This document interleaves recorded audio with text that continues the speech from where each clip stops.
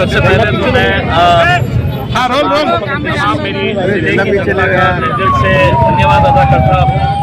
इतनी तब्दील कैमरा पे इतना ज़्यादा सरों का समंदर यहाँ पर देखने को मिला है, वो इस बात की गवाही दे रहा है कि अगर कोई इंसान काम करेगा तो जनता उसके साथ खड़े रहेगी। आज पहली मर्तबा इस शहर के इतिहास के अंदर हुआ है कि यहाँ पर आपको हर रंग देखने को मिला है। आपको हरे के साथ नीला भी मिला है, नीले के साथ भगवा भी मिला है, भगवे के साथ पीला भी मिला है।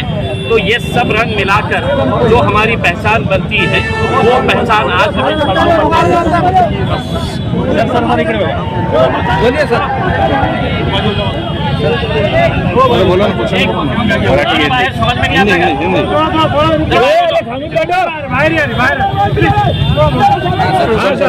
सर आज हजारों की भीड़ थी, हरा नीला भगवा पीला सब एक सर, क्या जादू करे आप?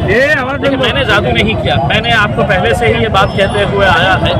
इस जिले के अंदर करने के लिए बहुत कुछ है, लेकिन बड़े दुर्भाग्य के साथ ये कहना पड़ता है कि जब भी चुनाव आया तो किसी को हिंदू बना दिया जाता, किसी को मुसलमान बना दिया जाता, कोई मराठा हो जाता है, कोई दलित हो जाता है, कोई ओबीसी हो जाता है।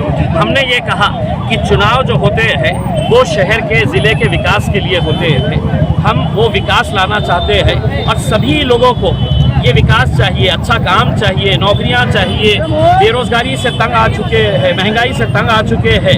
ये महिला मेरे साथ अगर गई है आज के दिन फॉर्म भरने के लिए, तो वो इस बात का प्रतिनिधित्व करती है कि ऐसे गरीब लोगों की आवाज़ कौन उठाएगा, मुझे ये बताइएगा। जिन गरीबों का पैसा लूट कर है तो धन्ना सेठा भाग जा रहे हैं, कोई कार्रवाई नहीं हो रही है। ऐसे हज़ारों की संख्या के अंदर ऐसे गरीब लोग हैं जिनकी कोई आवाज़ उठाने के लिए तैयार नहीं है। ये मेरे साथ अगर आई है तो उसे मालूम है कि इसकी आवाज़ मैं उठा रहा हूँ करके, इसके साथ मैं खड़ा हुआ हूँ करके। तो यकीनन अब इन लोगों का आशीर्वाद रहेगा, इन लोगों का साथ रहेगा तो दोबारा मौका मिलेगा। और एक बार फिर से कहना चाहता हूँ, अगर इम्तियाज़ जलील ने काम किया है तो जनता ने उसे वोट देना चाहिए, और अगर नहीं किया है, मुझसे बेहतर कोई अच्छा शिक्षित कैंडिडेट है, मुझसे बेहतर कोई लोकसभा के अंदर प्रतिनिधित्व करने वाला है, तो आप उसको वोट डालिए, लेकिन महज जाति धर्म और मजहब के नाम के ऊपर वोट डालना बंद कर दीजिए। सर पिछले 2 दिनों से बीजेपी की सभी सभाओं के अंदर हिंदू मुसलमान का रंग शुरू कर दिया गया है। देखिए, हम देख रहे हैं कि पिछले 2-4 दिनों से भारतीय जनता पार्टी के नेता, और शुरुआत जो हुई है वो पंतप्रधान नरेंद्र मोदी साहब की तरफ से हुई, जब उन्होंने इस तरह की भाषा का प्रयोग किया कि सबको पता चल चुका है कि मोदी घर में घुस के मारेगा। एक पंतप्रधान को इस तरह की भाषा शोभा नहीं करती ही है। उन्होंने बाद में जो बयान दिए हैं कि कांग्रेस का मैनिफेस्टो क्या है कि पैसा इकट्ठा करो, और पैसा इकट्ठा करके ये एक विशेष समुदाय को देना। तो मेरे हिसाब से विकास के मुद्दों के ऊपर बात अगर होगी तो शहर का विकास होगा, जिले का विकास होगा। लेकिन वही अगर हथकंडे अपनाते रहेंगे तो आज इस जिले के अंदर 8 दिन के बाद पानी मिल रहा है, वही हालत हमारे को अगले 20 साल तक रहेगी। मुद्दों के ऊपर ये निवडणूक होना चाहिए, इलेक्शन होना चाहिए। मेरी सभी कैंडिडेट से विनती है, और हम पूरे देश को दिखा दें कि हम यहाँ पर जाति धर्म के मुद्दे नहीं लेकर आएंगे, हम विकास के मुद्दों के ऊपर चर्चा करेंगे। मतलब बीजेपी विकास के मुद्दों पर नहीं लड़ रही है। देखिए, मैंने आपको बता दिया है, जिनके पास कुछ होता नहीं है तो फिर वो ऐसे फजूल के मुद्दों को सामने लेकर आते हैं। मैंने क्या काम किया है, मैं एक पुस्तक तैयार कर रहा हूँ, वो पुस्तक एक एक घर के अंदर पहुँचाऊँगा कि मैंने क्या काम किया है।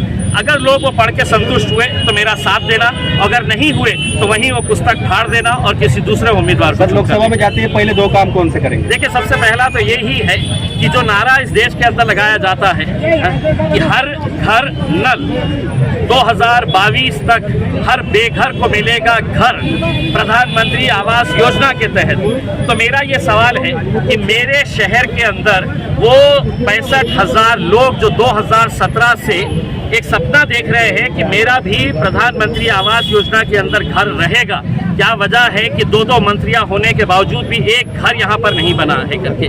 और दूसरा, घर भी नहीं बना, नल कहाँ है और नल का जल का अभी तक पता नहीं है। तो हम घर भी देना चाहते हैं और जल भी लाना चाहते हैं। ये दो प्रमुख समस्या है। और दूसरा, नौजवानों के लिए हम बड़े बड़े इंडस्ट्रीज लाकर यहाँ पर रोजगार देना चाहते हैं। लोकसभा में आशीष साहब के साथ आप और कितने खासदार दिखेंगे? आप महाराष्ट्र में 6 सीट लड़ रहे हैं। ये अभी तक तो हम महाराष्ट्र के अंदर महज हमने और 2 सीटें डिक्लेयर की है, और कितने सीट्स होते हैं 1-2 दिन के अंदर पता चलेगा। लेकिन जो भी कैंडिडेट्स हम खड़े करेंगे, हमारी उम्मीद है कि हम पूरी मेहनत करेंगे और जहाँ जीत सकते हैं वहाँ जीतेंगे। सर, आज के समर्थन को देख के जीत पक्की है? लेकिन मुझे यकीन था कि इतनी संख्या के अंदर लोग आने वाले, सर 1 मिनट से, इतनी संख्या के अंदर लोग आएंगे करके मुझे पूरा विश्वास था, पूरा यकीन था। और मैंने किसी को भी, इसमें से कोई एक आदमी ऐसा नहीं है जिसको 200, 500 या 1000 रुपये देकर लाया गया। ये अपनी मोहब्बत से अपने गाड़ियों के अंदर, कोई मोटरसाइकिल पे, कोई बस में बैठ के यहाँ पर पहुँचे। Thank you sir.